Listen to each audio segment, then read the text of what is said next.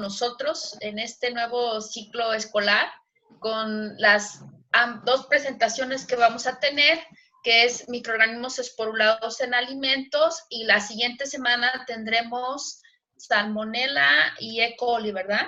Exactamente. Sí. Perfecto.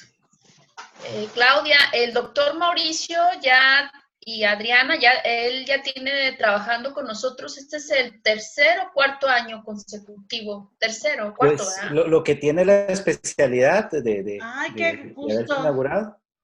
Sí, es la tercera generación Ok. que ya, y de hecho también les comparto que ahorita tenemos, la doctora Sofía tiene una de sus estudiantes de maestría participando, estando allá en su laboratorio en Costa Rica, ¿verdad? Ya ayer estuvimos ahí conectados también en el seminario de Xochitl. Bueno, entonces, bueno, ¿qué les parece si vamos dando inicio y ya se irán incorporando los otros estudiantes durante la sesión? ¿Les parece? Pues para ir adelantando un poquito y no se nos vaya a comer el tiempo, ¿no? Estoy de acuerdo. Esto se va a grabar igual que con la plataforma anterior. Así es, Sí, ya se ¿verdad, está Adriana? grabando. Ya se está grabando justamente. Ok. Entonces, Perfecto. ustedes me dirán si comienzo de una vez. Adelante. Adelante, voy a silenciar el micrófono para no entorpecer el... Muy bien. Ahí cualquier cosita me dicen si no se oye bien o hay algún problema. Bueno, entonces, buenas noches nuevamente. Agradecer una vez más la invitación que se me ha hecho a través del programa de especialidad en inocuidad de la Universidad de Querétaro para participar con ustedes a través del Internet de estas dos clases. La primera, el día de hoy, que vamos a hablar sobre microorganismos esporulados en alimentos, un tema donde vamos a repasar algunos conceptos básicos de los principales microorganismos patógenos que forman esporas y que se pueden transmitir por la vía alimentaria. Y la semana entrante vamos a hablar sobre salmonella y E. coli, como dijo la doctora, a quien le agradezco mucho la invitación. Simplemente para presentarme rápidamente, como ella ya mencionó, yo trabajo en Costa Rica, específicamente soy profesor en la Universidad de Costa Rica. Dentro de la universidad tenemos la Facultad de Microbiología y dentro de la facultad tenemos una unidad que trabaja la parte de microbiología de alimentos y aguas, y es ahí donde yo estoy ubicado. Me dedico a la parte docente de los alimentos para estudiantes de microbiología, y también tengo actividades de investigación. El tema que más he trabajado es la parte de microbiología de productos cárnicos, y por ende la parte de esporulados pues ha sido importante en varias de mis temáticas de investigación, debido a la relación que algunos de estos microorganismos tienen con productos cárnicos, sobre todo algunos procesados. Entonces, cuando hablamos de esporas, estamos hablando de una forma muy especial, metabólicamente hablando, de un microorganismo. Básicamente tenemos una forma que se define como metabólicamente inerte en términos relativos, en comparación con la forma normal, por decirlo así, o vegetativa de una bacteria. Entonces tenemos la forma vegetativa bacteriana, que es la forma activa, la forma de replicación, de crecimiento del microorganismo, donde él tiene la capacidad de realizar sus distintas funciones metabólicas y fisiológicas. Y tenemos la forma esporulada, que es como una forma durmiente, metabólicamente hablando, del mismo microorganismo. Es una versión distinta de una bacteria en particular. Una característica importante de las esporas es que le confieren resistencia importante a la bacteria que puede formarla ante diversas condiciones adversas en el ambiente. De hecho, generalmente son condiciones adversas en el ambiente las cuales promueven la formación de esporas. Y los alimentos en particular son matrices y ambientes que pueden ofrecer muchas de estas condiciones adversas para ciertas bacterias que promueven la aparición de formas esporuladas. Entonces, como podemos ver en esta diapositiva, La espora bacteriana tiene una estructura relativamente compleja con varias capas. Tenemos el núcleo de la espora, donde usualmente se almacena parte del material genético de la bacteria. Es la manera de resguardar el genoma de la forma vegetativa que le da origen a la espora. Y a partir del núcleo, una serie de capas concéntricas, donde la más importante es la corteza de la espora, y algunas que tienen una capa más externa llamada el exosporio, que básicamente se caracteriza por tener una muy baja cantidad de agua, lo cual le da una mayor resistencia a las esporas ante diferentes condiciones ambientales. Las esporas bacterianas son importantes desde el punto de vista de identificación de algunas especies, no solamente por la forma que pueden tener y su estructura de las capas, sino también por la ubicación dentro de la célula madre que le da origen. Ahorita vamos a repasar el ciclo de esporulación, donde la protoespora o endospora, la cual no ha sido liberada de la célula madre, puede tener diferentes ubicaciones dentro de la forma vegetativa y eso se utiliza para fines de identificación. Entonces, cuando tenemos a una bacteria que puede formar esporas, hablamos de un microorganismo esporulado, pero no todas las especies tienen esta capacidad, solamente ciertas especies particulares tienen la capacidad de formar esporas. De hecho, la gran mayoría de especies bacterianas que se conocen no tienen esta capacidad, por lo tanto, aquellos microorganismos que pueden formar esporas obviamente tienen una ventaja competitiva particular en comparación con otros microorganismos que se pueden presentar en alimentos. Ahora, el proceso de esporulación, como ya mencioné, es un proceso que se promueve generalmente por la presencia de alguna condición que a la bacteria no le gusta o que no la hace sentirse cómoda dentro de su microambiente. Entonces, dentro de este proceso podemos hablar de muchos tipos de condiciones, muchos de ellos factores intrínsecos y extrínsecos asociados con los alimentos. Podemos hablar, por ejemplo, de diferentes niveles de acidez, la presencia de sal o de otro tipo de sustancias antimicrobianas en los alimentos, ácidos orgánicos, por ejemplo, bajos niveles de actividad de agua, alguna condición importante con la atmósfera en la que el alimento está empacado, altas temperaturas o bajas temperaturas, o simplemente un fenómeno de escasez de nutrientes asociado también no solamente con la formulación del producto, sino también con la presencia de una población bacteriana grande que genera competencia y eso puede estresar a algunas bacterias. Cuando la bacteria siente eso y tiene la capacidad de iniciar el proceso de esporulación, este generalmente inicia con un proceso primitivo de división del material genético, algo relativamente similar a lo que ocurre durante los procesos iniciales de replicación de la célula bacteriana, mediante el proceso clásico de fisión binaria. Entonces, la célula lo que hace es hacer pequeñas copias de su material genético, de su cromosoma o plásmido, dependiendo del material genético que posee. Y entonces, una pequeña fracción de ese material genético, como podemos ver aquí, empieza a ser rodeado por una estructura interna dentro de la célula vegetativa que se comienza a rodear por una pared celular, una especie de tabique. Resulta que básicamente esta estructura similar es la que va a dar origen a las diferentes capas de la espora, que ya mencionamos en la diapositiva anterior, donde tenemos la presencia importante de una membrana secundaria alrededor de la protoespora, que es lo que nosotros llamamos propiamente una de las membranas de la espora final. Y finalmente tenemos ya básicamente la protoespora totalmente formada, pero que aún no ha sido liberada de la célula madre. De hecho, durante la elaboración de las diferentes tinciones bacterianas para la observación de este tipo de estructuras, es relativamente común observar la espora bajo esta modalidad, todavía dentro de la célula vegetativa, que en este caso ya la llamamos la célula madre de la espora, que aún ha sido liberada al ambiente porque el proceso de maduración no se ha completado, y una vez que el proceso de maduración está terminado, entonces la espora es liberada al ambiente mediante un proceso de lisis, la célula vegetativa deja de existir y lo único que queda en el ambiente es la forma esporulada, que ya en ese caso ya no sería la endospora, sino ya es la espora como tal, que queda en el ambiente bajo una forma metabólicamente inerte y que, dependiendo de las condiciones, puede permanecer en el medio ambiente durante muchísimo tiempo, dependiendo del microorganismo del que estemos hablando.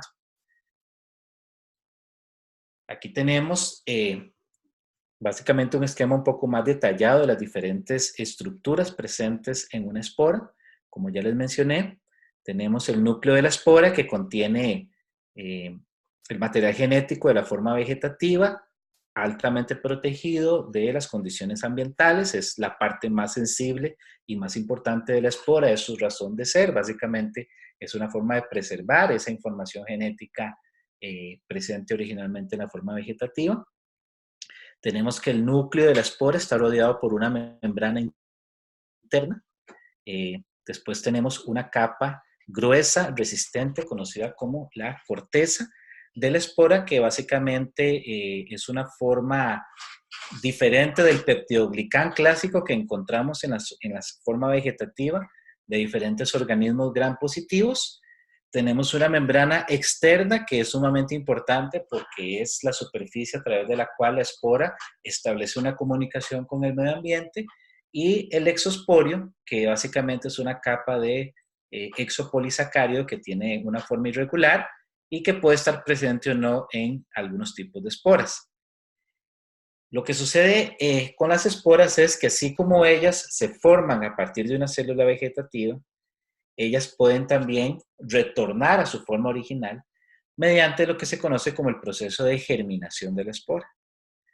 Entonces, aquí lo que tenemos es el proceso inverso. Entonces, la forma esporulada puede recuperar la forma original mediante un proceso que generalmente comienza con el reconocimiento inicial de la espora de diferentes sustancias y estímulos presentes en el ambiente, conocidos como germinantes de la espora. El proceso de germinación es un proceso complejo que puede variar mucho dependiendo de la especie. Y así como tenemos diferentes tipos de esporulados, tenemos diferentes tipos de estímulos que pueden funcionar como germinantes de la espora. Clásicamente, para la mayoría de esporulados importantes en alimentos, estos germinantes tienden a ser nutrientes o sustancias químicas presentes en el ambiente. Entonces podemos hablar de diferentes sustancias minerales presentes en el alimento. Algunos iones como el sodio, el fosfato podrían funcionar como germinantes de algunas esporas. Algunos lípidos y carbohidratos podrían funcionar también como detonantes del proceso el reconocimiento específico de esa sustancia por parte de receptores ubicados en la superficie de la membrana interna de la espora. Ese proceso de reconocimiento generalmente produce una rehidratación parcial de la capa interna de la espora. Entonces, mencioné que la espora bacteriana se caracteriza por tener un nivel de agua muy bajo. De hecho, se calcula que una espora bacteriana tiene aproximadamente entre un 10 a un 15% de la cantidad de agua normal que tiene una forma vegetativa, es decir, es una cantidad bastante reducida. Y aparte de eso, tenemos una asociación química especial con otras sustancias que aumentan un poco precisamente ese nivel de baja hidratación, como lo es el caso del calcio y del ácido dipicolínico, que son sustancias presentes en gran cantidad dentro de la espora. Sin embargo, la presencia del germinante provoca un aumento parcial de la cantidad de agua presente en la espora, y eso hace que sustancias líticas enzimáticas presentes normalmente dentro de la estructura de la espora, que originalmente se encontraban en una forma relativamente deshidratada, pueden activarse por la presencia de una mayor cantidad de agua.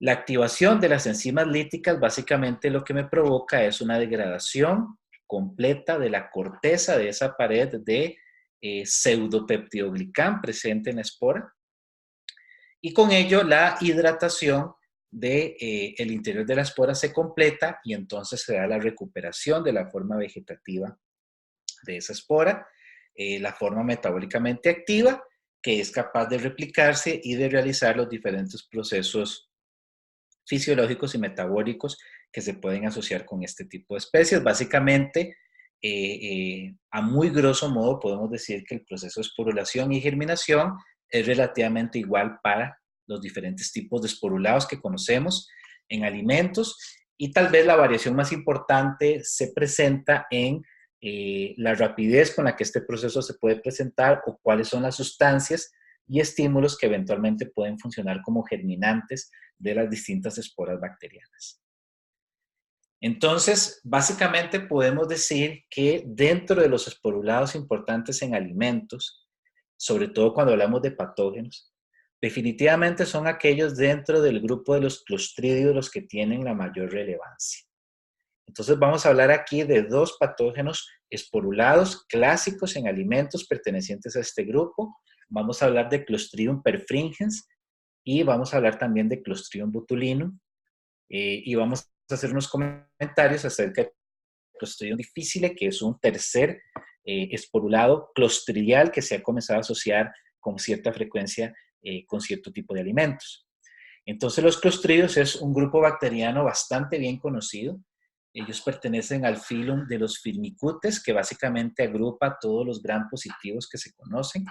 Se ubican dentro de este filo, que es bastante grande y bastante diverso.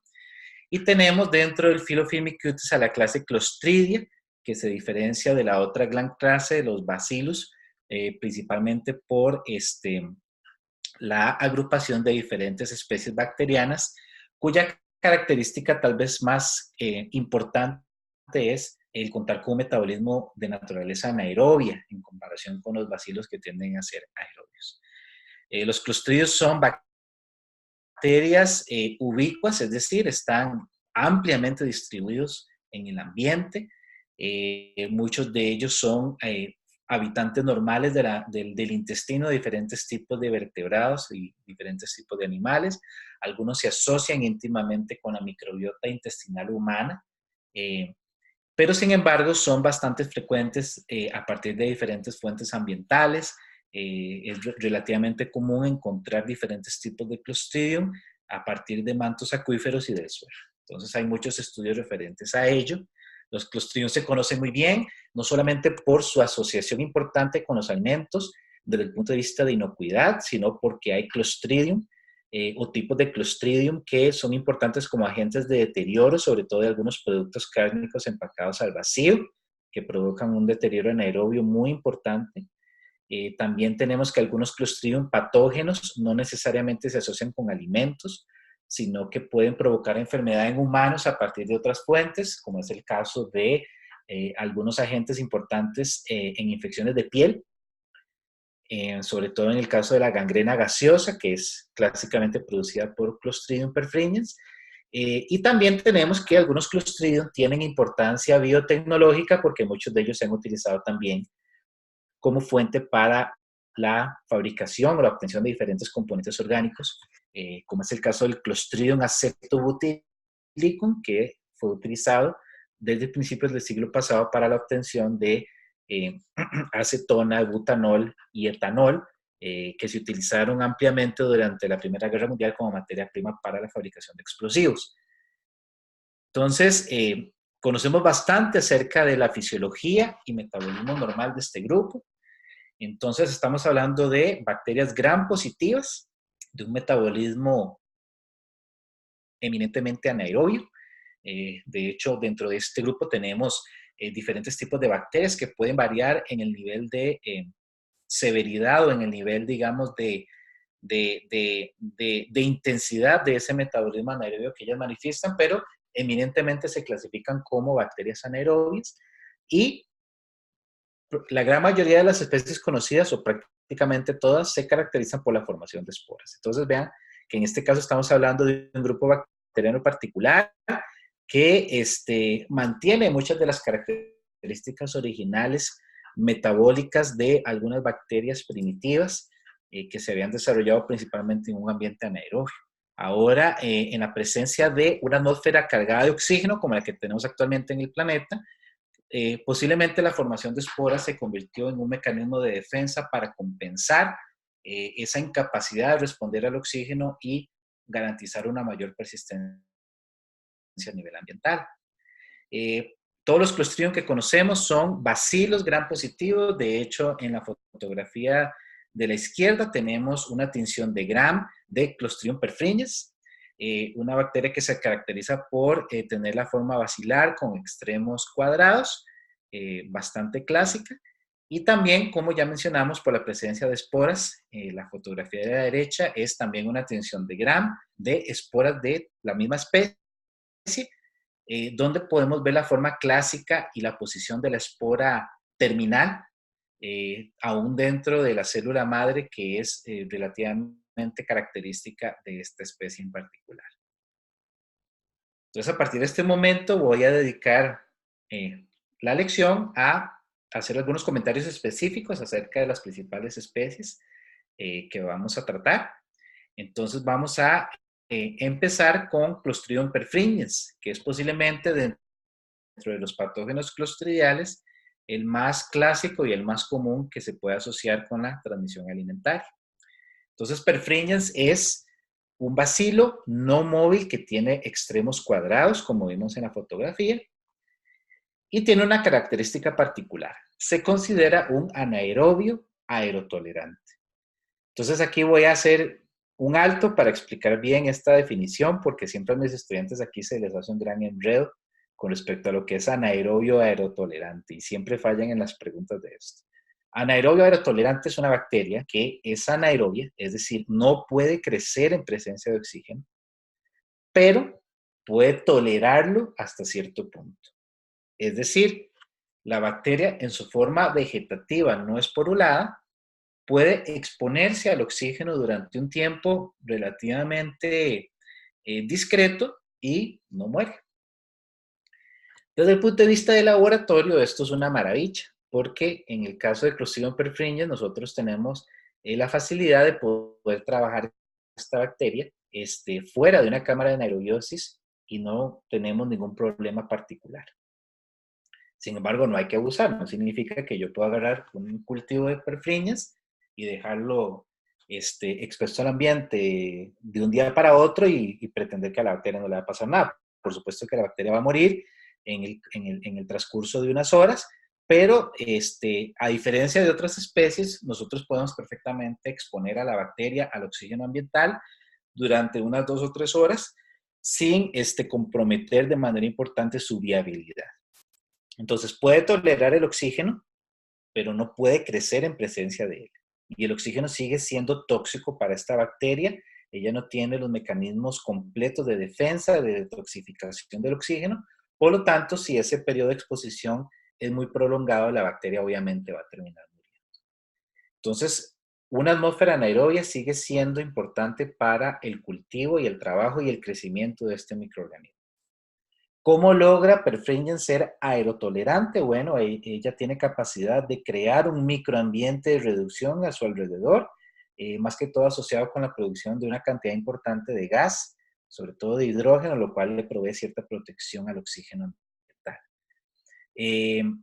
Con respecto a sus características de crecimiento, tenemos una bacteria que es capaz de crecer en un rango relativamente amplio de temperaturas, entre 10 a 54 grados centígrados, pero tenemos la particularidad también de que su temperatura de predilección es una temperatura entre los 42 a 43 grados centígrados, es decir, es una bacteria que tira un poquito hacia un rango más termófilo, le gusta lo caliente a esta bacteria para crecer, y nos alejamos un poco del rango clásico de crecimiento bacteriano que está alrededor de los 35, 37 grados centígrados. Vean también el rango de pH. Esta bacteria tiene capacidad de crecer en un rango de pH entre 5 a 8.3, es decir, es una bacteria relativamente sensible a la acidez. La acidez en este caso podría convertirse en un mecanismo de control importante para su crecimiento. Y puede crecer a un AW mínimo de 0.95, es decir, la disminución de la cantidad de actividad de agua en el alimento también le hace cierto daño. Entonces vean que muchas de las condiciones que permiten su crecimiento son relativamente comunes a una gran cantidad de alimentos. Es decir, perfringens es una bacteria con capacidad de crecer en muchos tipos de alimentos, sobre todo en productos cárnicos, que es donde es más importante. Ahorita vamos a hablar más en detalle de eso. Otro detalle muy, muy importante, el tiempo de generación de perfringens, en promedio es un tiempo de generación de 12 minutos, que es un tiempo de generación extraordinariamente corto.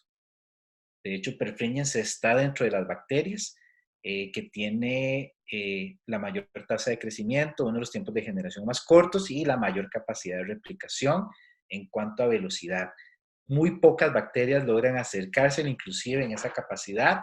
Simplemente para que tengamos una referencia, el tiempo de generación de E. coli, que es tal vez el rango normal, anda alrededor de los 20 minutos, es decir, perfringens tiene una capacidad muy aumentada de crecer y eso obviamente hace una gran diferencia en términos de el riesgo de infección cuando esta bacteria está presente en un alimento y hay condiciones que promueven su crecimiento.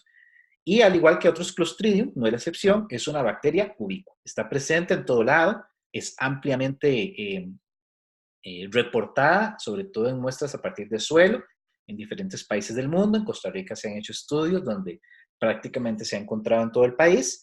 Estoy seguro que en México no es la excepción, y entonces la literatura es abundante con respecto a esto. Por lo tanto, ella circula ampliamente en el ambiente y podemos decir que es uno de los patógenos alimentarios con la mayor distribución a nivel ambiental. Una característica particular dentro de su crecimiento activo está precisamente relacionado con la formación o la liberación de grandes cantidades de gas, que es una característica distintiva cuando la cultivamos en el laboratorio. Ahora, ¿por qué nos importa perfringens? Porque perfringens está identificada como la principal causa a nivel mundial de lo que se conoce como la diarrea tipo A.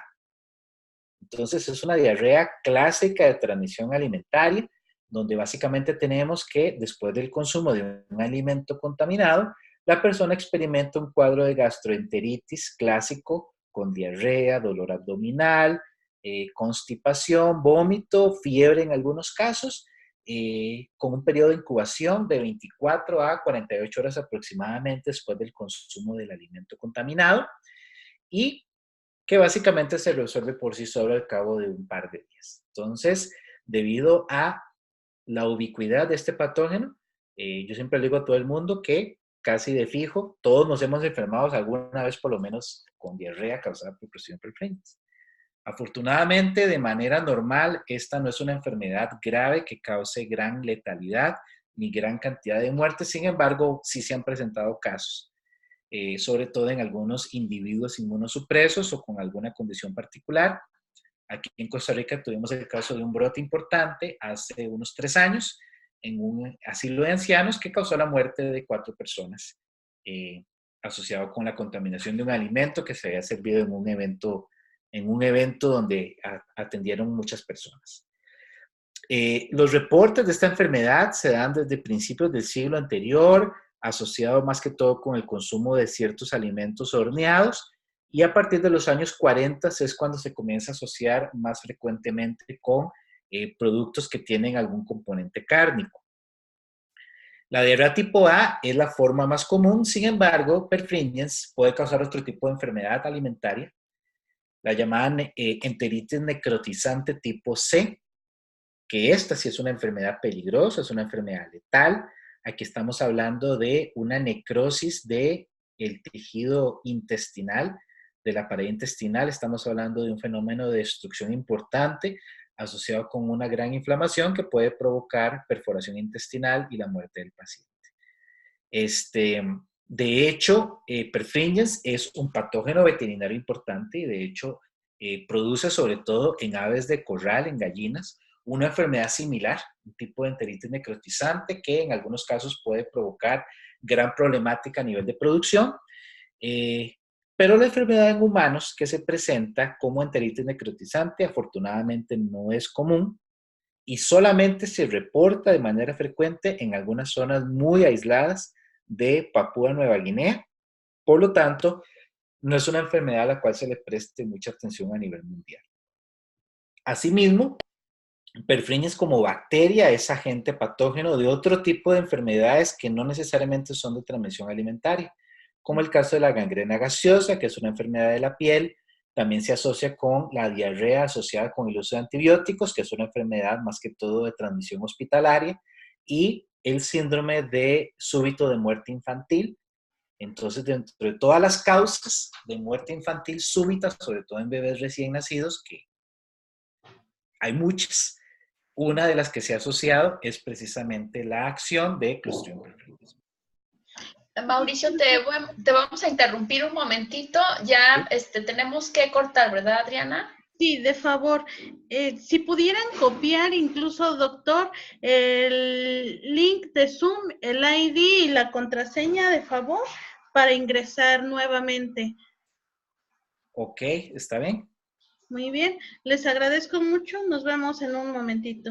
Está bien. Gracias. ¿La copió, doctor? ¿Del chat?